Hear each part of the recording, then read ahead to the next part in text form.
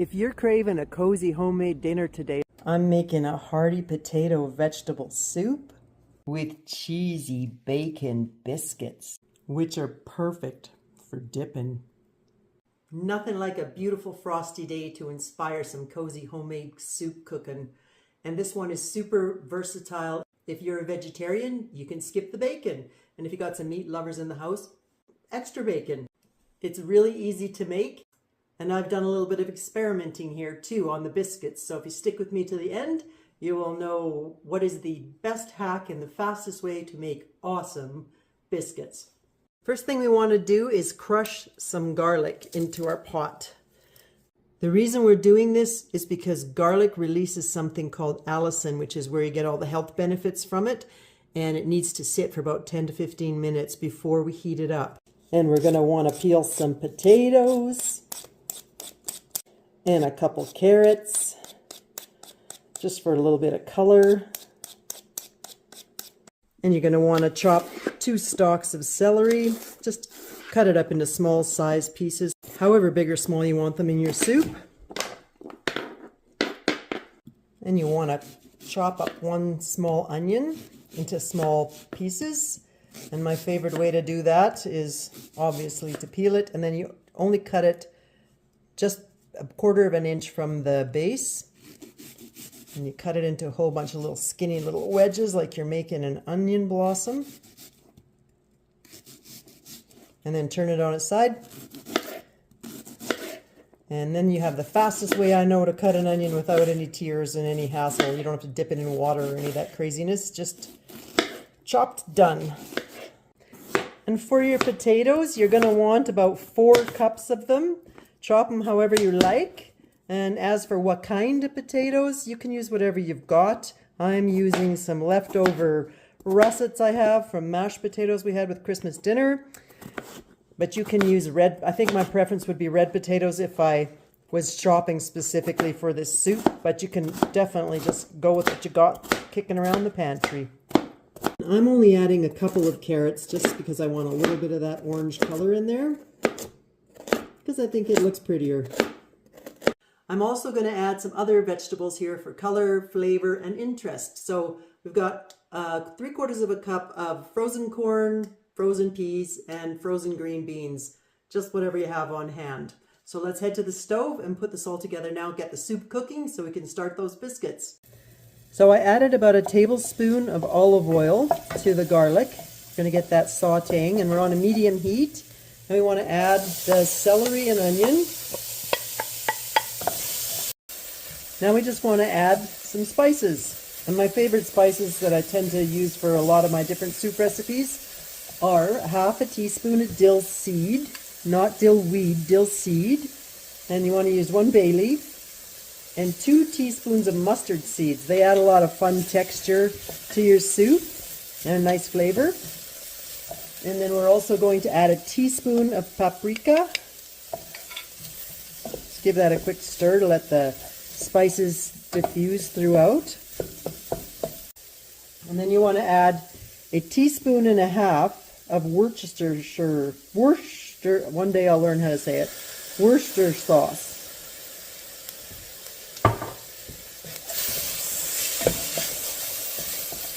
Give that a quick stir, and let's get our vegetables in there.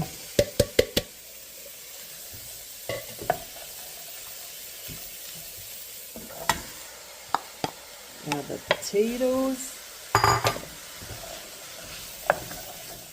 Because the pot's starting to go a little dry from the heat, so we want to get the vegetables in as quick as possible so we can add the bouillon. And you want to use about 6 cups of bouillon. And if you're vegetarian and doing the vegetarian version, then obviously use vegetarian. And I am using chicken bouillon because that's just what I happen to have on hand.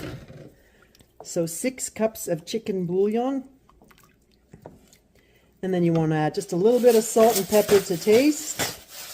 I always go light on the salt first because we can taste it at the finish line and add more, but we can't take it out. And then I want a little bit of pepper in there.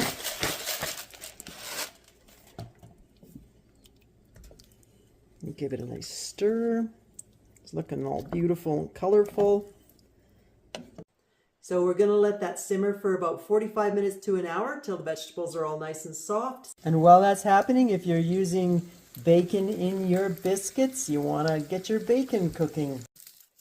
And we want our bacon nice and crispy so that we can crumble it like this. So if you need some tips and cooking hacks on how to make it nice and crispy, I have a little short playlist. I think it's called Quick Cooking Tips you can check out for how to cook bacon. And for the amount, I just cooked the whole package because it's bacon. I'm sure I'll eat it for snacks tomorrow if I don't use it all in the biscuits and the soup today. Next, we want to grate 3/4 to 1 cup of cheddar cheese and chop a little bit of fresh parsley, or if you don't have fresh, you can use dried, and if you don't have parsley, you can use dill. I've never tried oregano or basil, but you can certainly try whatever kind of herbs you like. For the biscuit batter, I'm going to try a couple of different tricks and tips that I've researched. So I've never done this before, but let's play along and see how this works out. So into our large bowl, we're going to put 2 cups of flour and 1 tablespoon of baking powder and 1 tablespoon of sugar and 3/4 tablespoon of salt. And this is where my hack's coming in. I'm going to add 1/4 teaspoon of baking soda. Makes my muffins a lot fluffier, so let's see how it goes with the baking powder biscuits. And then you just want to stir that up just to mix it a little bit.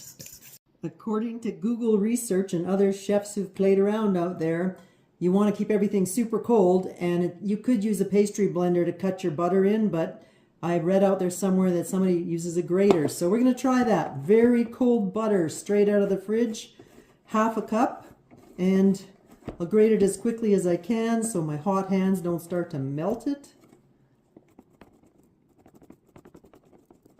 And we're going to add that butter to our flour mixture.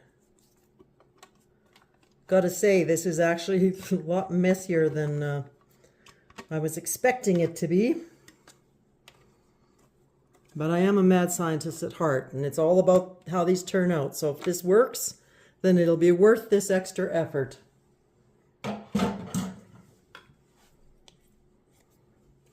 So there's our very cold butter in there, and I'm going to add about 1/2 of the cheese. I want to save some for putting in between the layers and on top, so just have a little go in the mix, and I'm going to mix it with a fork. It's probably the easiest thing to blend it because you want a very rough batter. We want to mix it as little as possible. And the last part we're going to add to this is 3/4 cup of very cold milk straight out of the fridge.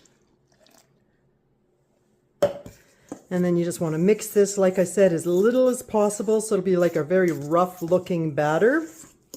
Just enough for the flour to be absorbed.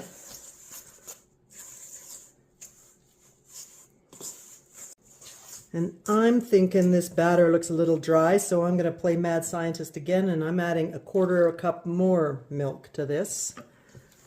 Because usually when I make my muffins, they're a little stickier than this. So that's a total of 1 cup of milk we're going to use. Stay with me to the end and we're all going to know how this turns out. Okay, that's more like it. The batter is supposed to look a little stickier like that. And then we want to turn that batter out onto a clean, well-floured surface. And we're going to pat it out till it's about 1 inch thick. So yeah, I put a little more flour on top because it's sticky, but that's okay. That's how this batter goes. And we're going to just make it into a nice little rectangle-y kind of square. You could use a rolling pin, but this is way more fun. So when you get it to about 1 inch thick, you want to put a little bit of that fresh parsley on there, or whatever herb it was you decided to go with, and a little bit of the cheese, just a little. If it gets too heavy, if the the layer gets too thick, it might be tricky trying to fold it in half, which is what's coming next. Okay, so now I want to see what happens when we put a little bit of bacon right in the biscuit. And you want to try and get it right to the edges. Now we're actually going to pick that up and fold it in half. And don't worry about the bits falling out, that's part of the fun. And now we're going to pat it down. Try our best to keep it in that rectangle shape. And we want to pat it out so it's 1 inch thick again. And we're going to do one more layer. A little bit more of the bacon.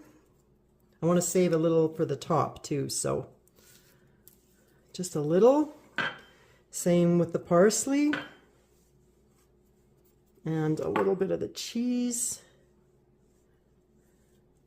I suppose you could blend it all in here, but I'm trying to get the nice layers you get with the biscuits, flaky biscuits. So fold it in half again and pat it down again.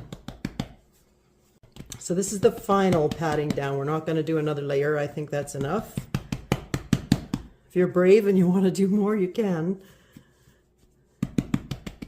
And now you want to pat it out until it's about 3/4 of an inch thick. For the final topping, I'm just going to put a light coating of not cold butter so that it actually spreads. Just a light coating because I want enough to make the cheese and bacon stick nicely to it. I'm going to put the bacon on first and then use the last of the cheese, because I think that the cheese will help hold the bacon down. Not that it's going to go flying anywhere, just that that's what I think is going to work. We'll give it a try. And I suppose if you're in a big hurry, you could just mix all of this into the dough and not bother with these fun little layers, but I thought today, for the sake of cooking with you, I would do an experiment and see how they go. Because you can make this for a fancy, cozy Sunday dinner, or you can whip it up on a weeknight and mix all the bits into the dough if you want to. Okay, that's looking really pretty. I think we need a little bit of parsley. Then we'll cut it into squares. A couple of the other tricks and tips I heard was to bake them in a pan, not a cookie sheet, because this way they stay closer to each other and fluff taller. And the other tip I heard was if we pop them in the freezer for 20 minutes, that makes them extra fluffy too. Okay, well, those are in the freezer. If any of you guys are thinking like me, it's like, we're not baking biscuits for the queen. Do we really need to grate butter and all that stuff? I'm going to whip up a batch of biscuits using regular room temperature butter and maybe 1 or 2 little hacks, but I'll show you. Let's try it. So we got the same dry ingredients in here, same 1/2 cup of butter, and this time I'm just going to use a pastry blender, and I'm not going to add any cheese or bacon to this one just because it's a quick experiment and we'll have some plain ones to be different. We just want to cut the butter in there until it's a nice coarse meal. Not even going to worry about it if it's super fine or not, because when we grated it, those chunks of butter were pretty big. And big chunks of butter, I think, do help make them flaky. Okay, and now we're just going to add 3/4 cup of milk. See how that goes. There you go. We don't need any more milk. See, my regular recipe only uses 3/4. It's so bizarre because it's the same dry ingredients measured. Okay, so I'm going to turn those out. Put a little bit of flour on top of it because it's going to be sticky. And pat it down. Give it a couple of flips so we don't get it sticking to the counter. And you want to pat it down to about 1 inch thick.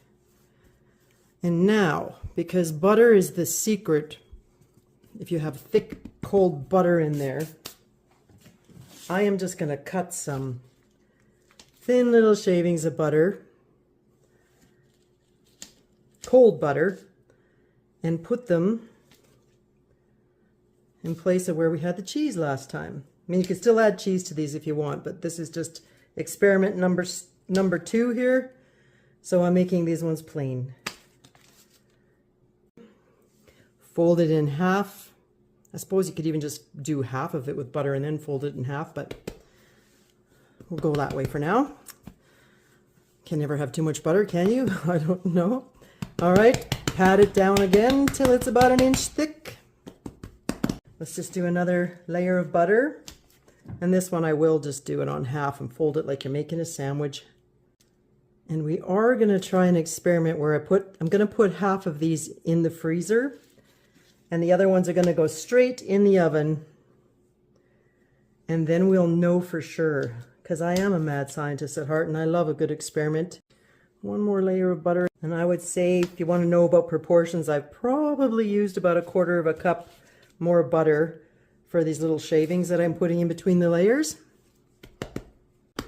Okay, and that'll be the final layer. You can feel that cold butter in there. That's a good sign, because the cold butter, what it does is creates air pockets in the biscuits, which is what makes them, you know, separate a little bit and be all fluffy and flaky. If the butter is too soft or too melted, it just kind of soaks into the flour.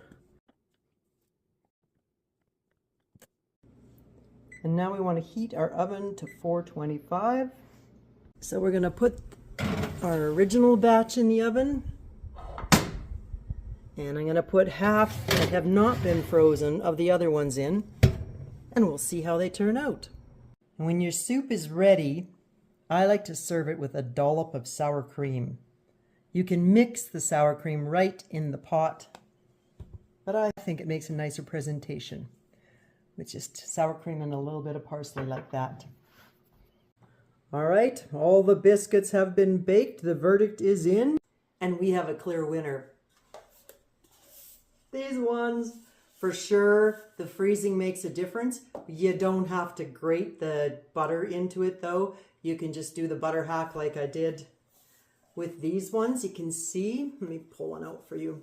You can see that they're nice and flaky. They've got the layers in there. And it does matter, because this is the one that, I mean, it's got a little bit of a layer, but they are definitely less fluffy. To show you the difference, this one was not frozen and this one was frozen. So I guess it matters. If you enjoyed cooking with me and having some fun experiments today, then thanks for stopping at Juliana's Kitchen. Have an awesome day and we'll see you on the next video.